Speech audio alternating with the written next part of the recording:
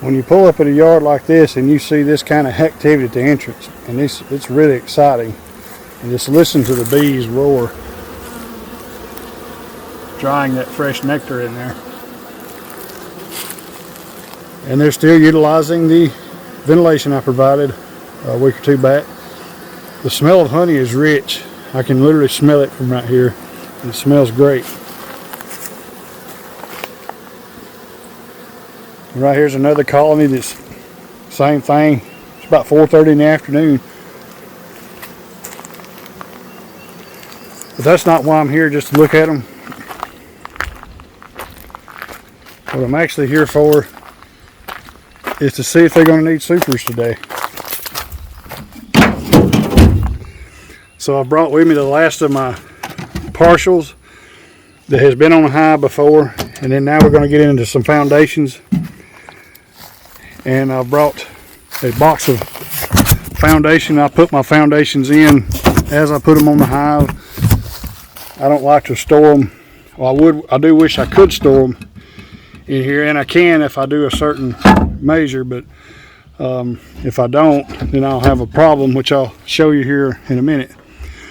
But I've got several foundations here, and we're going to make around and see if we need some foundations put on. But earlier today, as I loaded this equipment, I talked briefly about how I store my partials and why I like to come to the yard and put my foundations in here.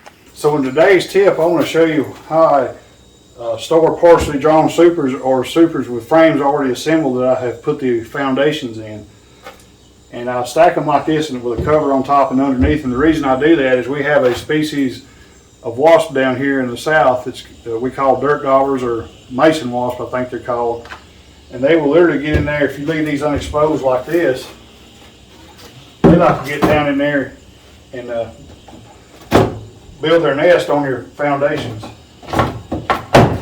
And I've learned that the hard way, but they'll get in here and build their mud nest, and then you can knock them right off, but the bees, in my experience, will generally not draw the comb out on top of that unless you clean that out real good and then recoat it with wax. So to prevent that, I like to store my supers covered up that I have in this condition. And that's what I do with my partials. Now once,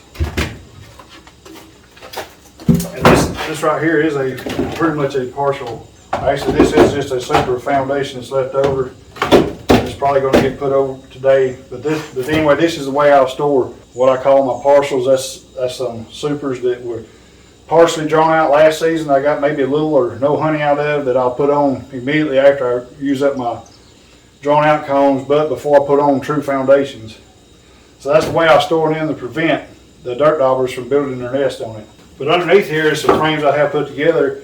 Now I can leave these out in the open, and if they build it on here, it's no problem. And I typically will not. Typically, the way I'll deal with those is I'll just leave them in this condition, and then once I carry the super with me, I'll just bring the box of foundation and install them in the bee yard at that time, and that way I don't have to worry about the dirt daubers getting on there. It does take a little bit more time, but it's a lot easier than dealing with the dirt dauber nest on here. No wind today, boy. That smoke is hanging thick like a brush fire. Whew.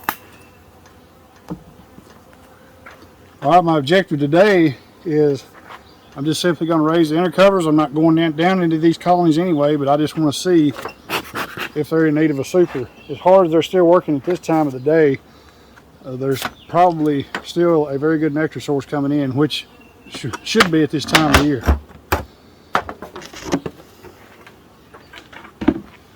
So with the inner cover, this is probably the weakest colony here, but with the inner cover, the first thing I initially look is to see how many bees start coming up out of the hole. Then I break the seal and give them a little warning. Not a huge population up here, but they're doing their job. A little bit of white wax on the inner cover. No queen there. At this time of the year, it's not impossible, but for the queen, well, I got an extruder on, but for the queen to be up this high this time of the year would be pretty small chance. But it can happen. So I want to see if we need a honey super. I want to see if I need to add a partial or foundation.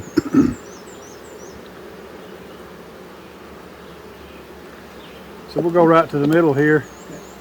And I'm just doing this for the sake of the video. I can already see what I need to do. But they're coming on pretty good with it. This frame is practically full and they're capping on it. A little bit of drone brood left up here.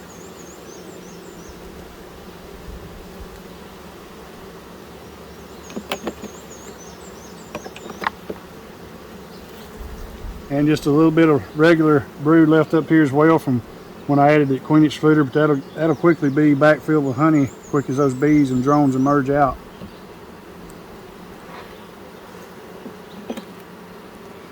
So I want to see what's happening on the outside. And this frame out here is about half full. They're working on it pretty good.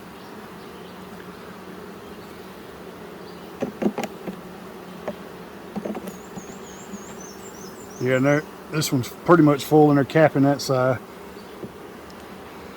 So if I'd run across this and this was pretty much full of honey and these outside was empty or they need drone, I'd move them into the middle. But in this case, I'm just simply going to put a partial foundation on here because they're already working the outside and it's probably not really necessary. And once again, a partial to me is what I call a super that's had a little bit of frame drawing done towards the end of the nectar flow last year. So all these frames have just a little bit of wax already drawn on them. So because of that, I'm not going to pull up a bait frame. They should take right to this and carry on. So here we come to the next colony. You're positioned right at 7 feet off the ground. This is the 5th medium above the excluder and there's one underneath. It's been probably a good 2 weeks since I've looked in any of these.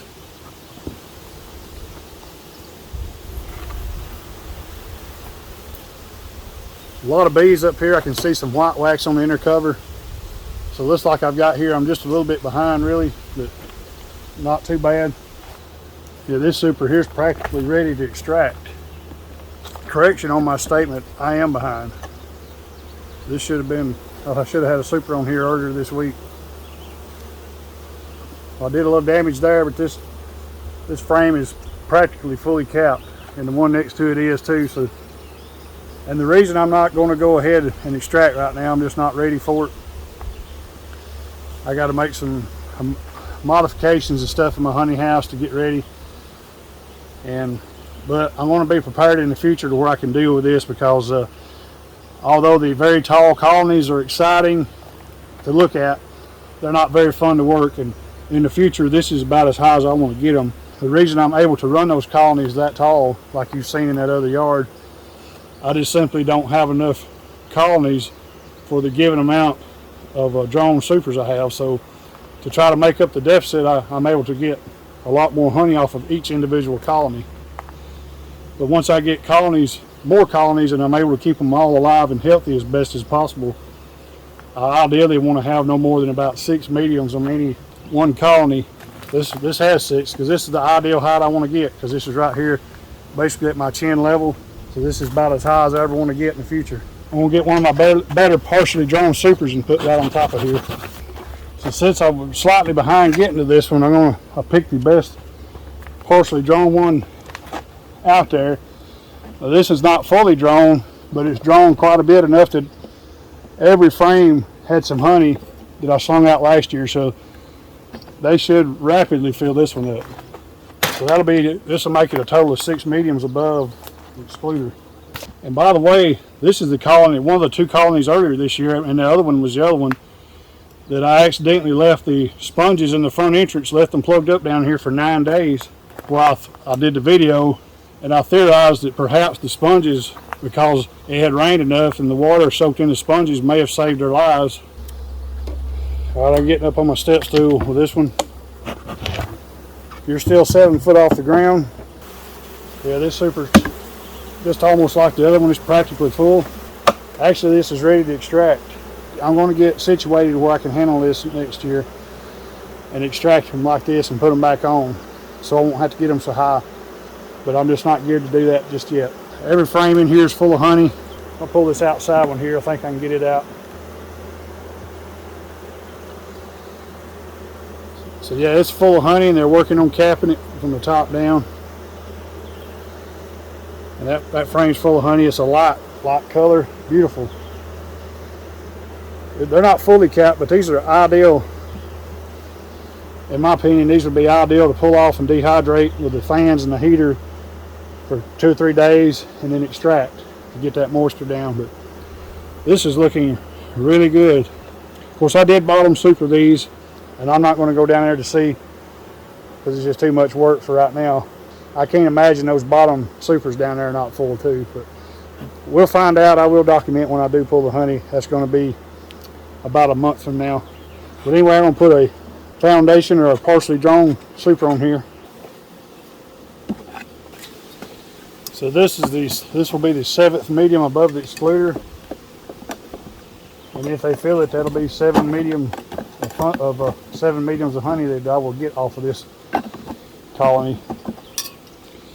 I probably got a 40% chance of them drawing it out, so time will tell. But it's on here for them. If they dry out a little bit, that's a win. If they don't, then I'll pull it off just prior to the harvest and save it for next year. All right, you're still 7 foot off the ground, got you angled up. There's already 7 mediums on this one. Yeah, this super's full too. So that means we're going to be working towards 8 now on this one. So far, what I'm seeing this year, all my colonies are filling out their supers all the way across.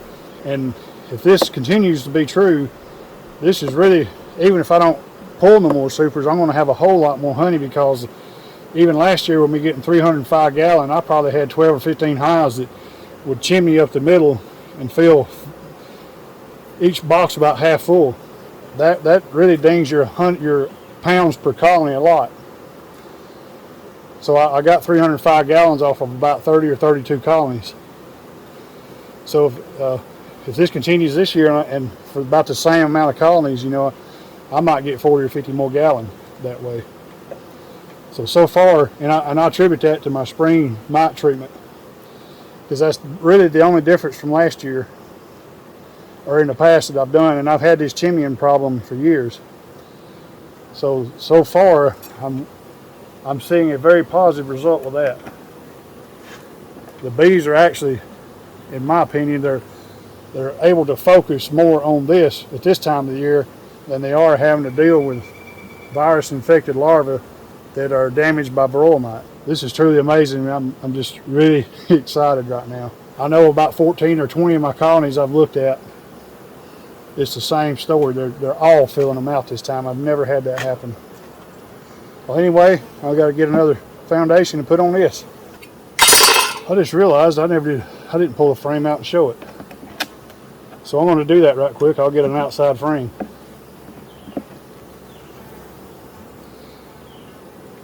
It's full of honey, and they're in the process of capping it. So, and the inside one next to that's capped a little bit more. But this is a beautiful sight. And keep in mind, I had to feed all these colonies from near starvation back in February. Take all these home and then bring them back in March. So I'm really surprised they've performed this well, being that I didn't get them really prepped for winter. But they recovered very nicely. So once again, I'm up on my step stool. You're 7 foot off the ground, so this is going to be the 8th medium on this one above the excluder. All right, here's another one with 7 on top already.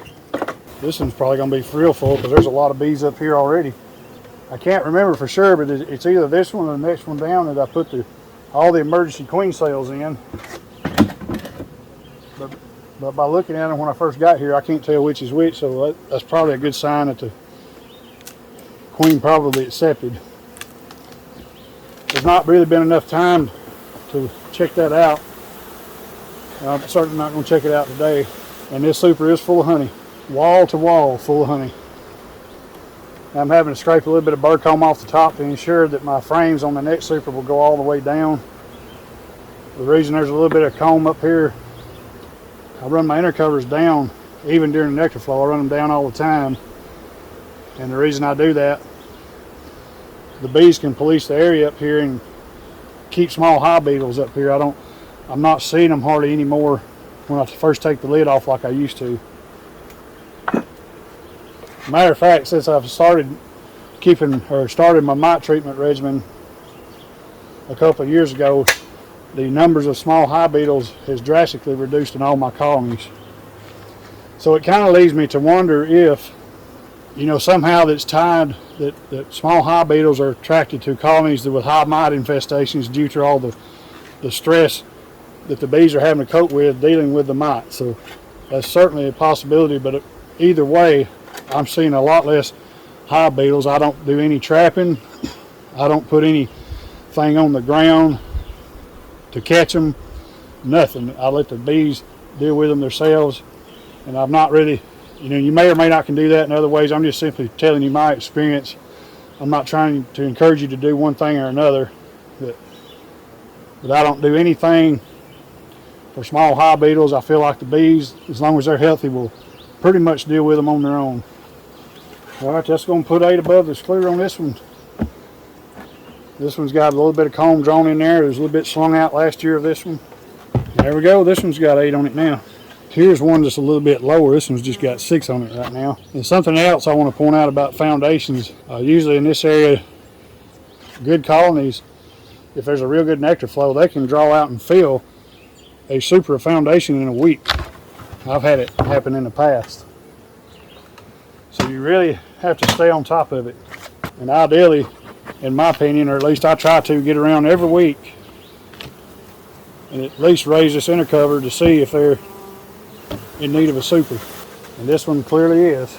Yeah, all these supers are pretty consistent as far as being filled out in the stage they're at. They're capping it at the top. They're probably not all the way to the bottom. There's plenty of room on this middle frame. I'll pull it out right quick. Hopefully I can do that without damaging it. So they are working their way down. This is where some of the brood was at earlier. So probably within another week this will all be capped. But that would be ideal, the way that's capped right there, to dehydrate and extract, because you can dry that uncapped honey pretty fast. So here's another parcel.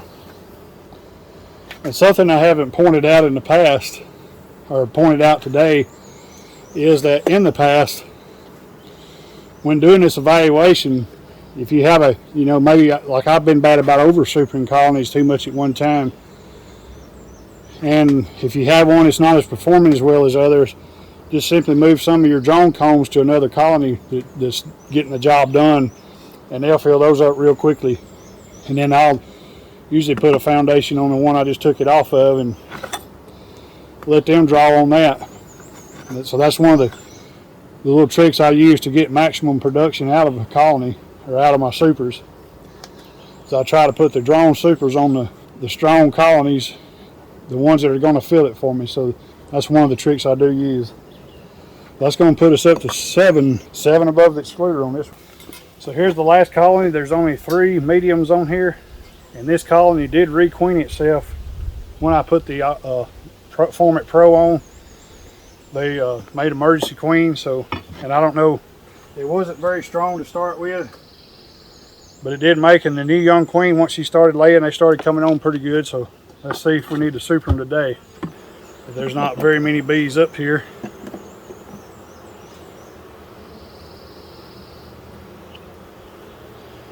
But this frame here is about half full of honey, so they are working on it. Yeah, they're even filling the outside, so there's not a huge population in here. Which, considering that they requeen themselves with an emergency queen, and they should have went about 50 days with no young brood, the fact that they're putting honey in a third deep is pretty good. I'm going to just go ahead and wait and not put a super on this. I don't see a lot of bees here at my ventilation entrance thing, and I don't think they'll be able to fill this up in a week the rest of the way. Although I do think there's a good chance they'll fill this super on up. But I think this is going to be the maximum output this colony is going to give me this year. So there we have it. There's a look at what I normally will do once the nectar flow starts, how I go around once a week. And I'll do this again probably about 3 more times, but I'll go around once a week, flip up the inner cover and add a super if needed, or move supers from one hive to another. Obviously we didn't have to do that here. They're all drawing it out and filling their supers very well. And this is the first of the foundation I put on. Everything else underneath is drawn out comb. These are some of the colonies I did have to feed back in February, but they've recovered nicely. And the one on the end did have to make an emergency queen back right after the Formic Pro treatment. So it's recovering pretty good, but it's not going to perform as well as the others. I come close to taking it home to make it some of my bee production yard. It was kind of on the border of which I wanted to do, so I just elected to go ahead and leave it. It seemed like it was building up. But that's basically it so far. The honey production colonies are all doing very well. I'm really excited. Looks like a honey harvest is going to be pretty good. Back in March, early March, I was really concerned that I was not going to get very much honey, but from what I'm seeing here, this could be a very good honey yield for me. Well, anyway, I want to thank you for joining me for this video today. Never stop learning, and we'll catch you on the next one.